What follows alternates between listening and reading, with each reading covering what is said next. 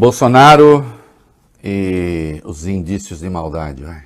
Como você adiantou, Reinaldo, o presidente Jair Bolsonaro comentou as buscas por Dom Phillips e Bruno Araújo em entrevista de manhã a uma rádio de Recife, afirmou o seguinte: os indícios levam a crer que fizeram alguma maldade com eles, porque já foram encontradas boiando no rio vísceras humanas que já estão em Brasília para fazer DNA.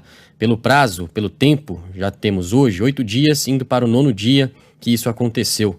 Vai ser muito difícil encontrá-los com vida, peço a Deus que isso aconteça, fecha aspas. Até aqui há um certo fatalismo trágico que o Bolsonaro tem sempre com a vida alheia, né? Tal, tomara, aí veio Deus, ok. Agora, essa parte da fala aqui, que vem agora, aí é muito sério, né? Aí é muito sério. E eu vou explicar, presidente, se ninguém lhe disse a diferença entre as coisas, eu vou dizer. O Bolsonaro criticou a decisão do ministro Luiz Roberto Barroso, do Supremo Tribunal Federal, que ordenou que o governo federal explique até quarta-feira como estão essas buscas, aspas para o presidente da República. Eu não tenho o número exato aqui para dizer para o senhor Barroso, mas são dezenas de milhares de pessoas que desaparecem todo ano no Brasil. Ele se preocupou apenas com esses 2. Nós, via nosso Ministério da Mulher e dos Direitos Humanos, nos preocupamos com todos os desaparecidos no Brasil, fecha aspas. Tá tudo errado. Ao fazê-lo, o senhor subestima, para variar, né? É só mais um desaparecimento. Meu senhor, há pessoas que têm problemas, né? Que acabam sumindo porque estão ali com problemas psíquicos, etc. Há os desaparecidos da droga, há os desaparecidos da pobreza. É claro que tudo isso é muito grave e seu governo deveria realmente estar preocupado com tudo isso, sempre. Sempre. Agora, aqui nós estamos falando de uma ação que pode ter caráter também de natureza política aqui. Aqui nós estamos falando de proteção a povos que têm garantias constitucionais, que estão sendo agredidos.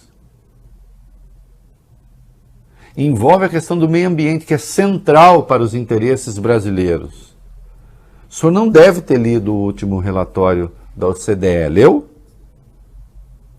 Sobre a proteção aos direitos humanos, ao meio ambiente e a proteção àqueles que lutam por isso? O senhor não pode transformar isso assim em mais... olha, tem muito mais... some não sei quantas pessoas. Então o quê? Então a região continuará à mercê de traficantes, de garimpeiros ilegais, do crime, em suma? Né? Não, são coisas distintas, de gravidades diferentes. Todos os humanos aí são iguais, mas tem uma coisa que denota uma incúria do Estado fundamental, inclusive com a divergência política. Se não lhe disseram a diferença, é porque a extrema-direita gosta desse pensamento raso, desse pensamento estúpido. Então você vai falar assim de mortos com arma de fogo, eles falam, e quantos morrem afogados em piscina?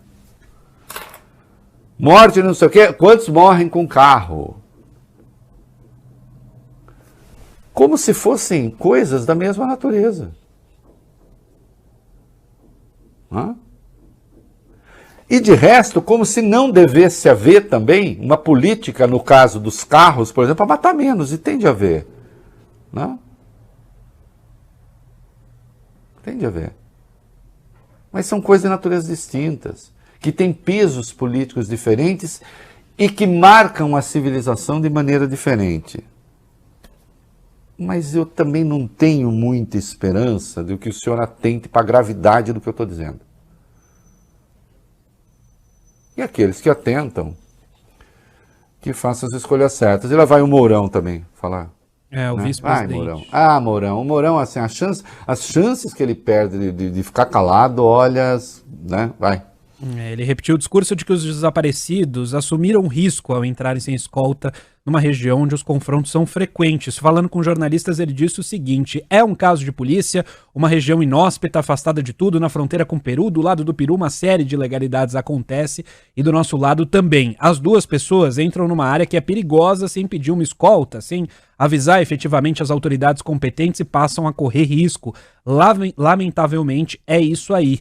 E disse também que torce para que eles só estejam aprisionados. Disse Hamilton Mourão: vamos torcer para que eles estejam com vida e tenham sido simplesmente aprisionados, seja lá o que for, ou conseguido se evadir das pessoas que estavam tentando fazer algum dano a eles e estão vagando por dentro da selva. Há documentos indicando que eles comunicaram sem a viagem, mas de qualquer modo, ainda que quisesse escolta, não teriam vice-presidente. O senhor está mal informado. Porque, por exemplo, as agressões que os indígenas estão sofrendo, quando pediram socorro à FUNAI, não tiveram. Né? Não tiveram. Agora, deixa eu dizer uma coisa ao senhor. Sim, claro, a operação é arriscada. Talvez não houvesse uma perseguição sistemática a pessoas com esse perfil, né, de defesa de indígenas, de direitos humanos, não houvesse uma perseguição sistemática, então se poderia dizer, olha, né, estivéssemos aqui no país do apicultor, né, falar assim, então da próxima vez, por favor, ao navegar ali, naquele rio, não sei o que, façam com escolta. Tá. Não, mas senhor, grupos organizados para invadir as áreas indígenas. O senhor, ao fazer essa avaliação, o senhor tenta ignorar essa evidência. E isso, obviamente, é muito ruim. Ruim para o Brasil também. Né? Além de soar cruel, né? Mas também isso, como diria Padre Vieira, aspas, pelo costume, quase se não sente, né? Quer dizer, se não sente no sentido de não é nada de especial, né? O que está sendo dito. Agora, aqueles que perderam seus entes queridos e aqueles que comungam dos valores de proteção, evidentemente, estão sofrendo e muito. E para o país, o prejuízo é muito maior do que todos vocês aí em Brasília, né? Estão percebendo.